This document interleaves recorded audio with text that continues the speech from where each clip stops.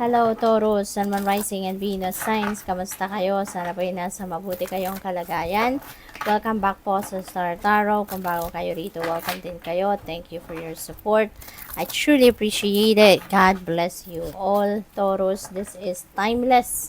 So, kung kailan po ninyo ito mapanood or marinig, that's when the messages are meant for you to hear.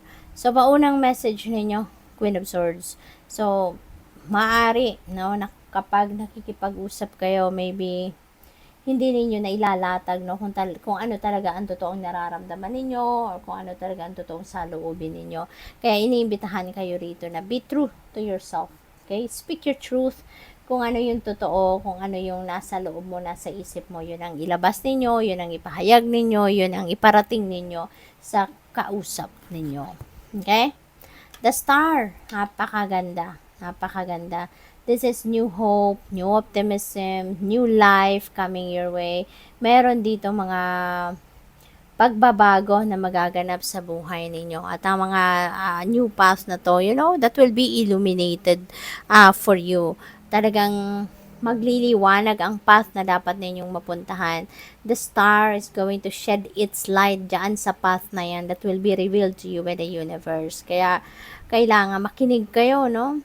Pay attention to your intuition kasi itatanim niyan ng universe sa isip ninyo kung saan kayo dapat papunta, sa anong dapat ninyong tahaking daan sa ngayon. Okay? This is also about healing, kaya hindi lang physical ailments ng iba sa inyong pwedeng mag-heal dito, kundi situations na hindi masyadong maganda ang kaganapan, ay pwedeng yan ay magamot na rin sa ngayon. Maging maayos na rin. Wishes are also coming true, no? May mga wishes, dreams na pwedeng mag-come to fruition sa ngayon. May mga balitang paparating din sa inyo na related, no, sa inyong money, career, and finances. Pwedeng mga offers ito, opportunities ito na pwedeng pagkakitaan, pwedeng a-applyan na bagong trabaho or baka business venture or business opportunities, pwedeng gano'n, no? So, iswertehin kayo, no, sa mga transactions niyo sa ngayon, pagdating sa pera, pagdating sa negosyo, pagkakaperahan, investment, good luck, no? Good luck sa inyo kasi may swerteng kasama yan, yung mga pakikipag-usap ninyo sa ngayon. This is ending and beginning. Nanggagaling ang iba sa inyo dito sa mahirap na sitwasyon, naloko kayo rito. Feeling ko kung ano man ang nangyaring ito, mayroong panloloko rito sa inyo that is involving money. Pwedeng nabudol kayo rito. Siguro, mahal ninyo sa buhay, no? Mahal ninyo sa buhay, person ninyo, kamag-anak, kaibigan, someone that you have a emotional investment, no, ang nakagawa sa inyo ng pambubudol na to, no, and that may involve money. Kaya parang masama ang loob ninyo, masama ang tama sa inyo nito, nasaktan kayo ng bonggang-bongga kasi syempre kung minahal ninyo yung tao, hindi ninyo sukat akalain na magagawa niya yan sa'yo, diba? Pero time has come na magmo-move on na kayo from this situation. Umaangat na, no? Itong dagat, lumabas na, mga bundok, yung sky, unti-unti nang nagpapakita. So, ibig sabihin, unti-unti nagiging optimistic na kayo. Unti-unti nang nagkakaroon kayo ng decision dito or pagde-decision na babangon na kayo and you are going to start to bounce back in life. So good luck. We have 6 of Wands, magtatagumpay kayo. Kung ano man itong balak ninyo ng tumayo, balak nyo ng lumaban muli sa buhay, pagtatagumpayan ninyo yan. You are going to succeed. Merong pintong magbubukas dito sa inyo. New life. Diba? You are able to start a new life dito, no? On a clean slate. Pwede rin na yung 6 of Wands na to, this is victory. Doon naman sa trabaho ninyo, sa career ninyo. Diba?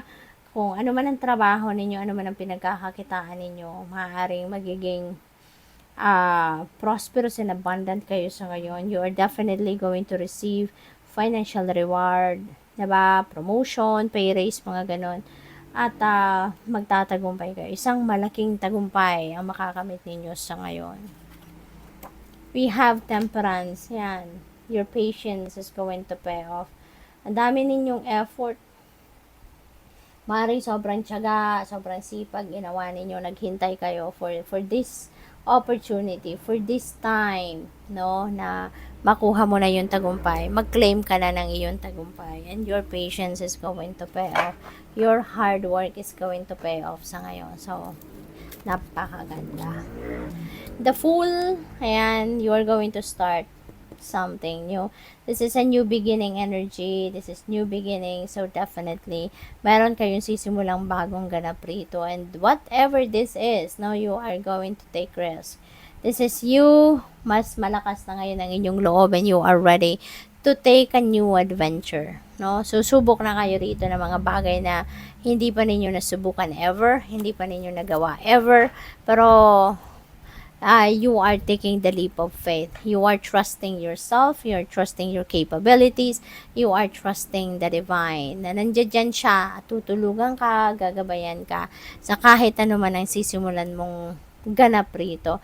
Kasi pwedeng trabaho to, career, negosyo, relationship. It could be anything na bago para sa'yo. 7 of Cups, ang daming opportunities, 'di ba? Ngayong naglalakas ng loob na kayo ngayon na magsimula ng bagong buhay, opportunities are being sent sa'yo ng universe. Mamimili na lang kayo kung alin dyan ang sa tingin ninyo pasok na pasok sa criteria ninyo. Okay? So, pag-isipan mabuti kung ano yung pipiliin ninyong option dito. Okay? Final message ni Taurus, we have peace sign. So, napakaganda. Finally. Diba? Dito, bothered kayo dyan for quite some time. And finally, ngayon, you are having that peace of mind. Nagkakaroon na kayo. Kasi may acceptance na kayo riyan. Natanggap nyo na yung sitwasyon na ganyan. Na kailangan pagdaanan ninyo yan. Diba? Kaya ngayon, kahit papano, nakakaluwag-luwag na ang damdamin ninyo, ang isip ninyo, kalmado na rin. Kaya magkakaroon na kayo ng peace finally. So, good luck. Thank you for watching Love and Light. Namaste.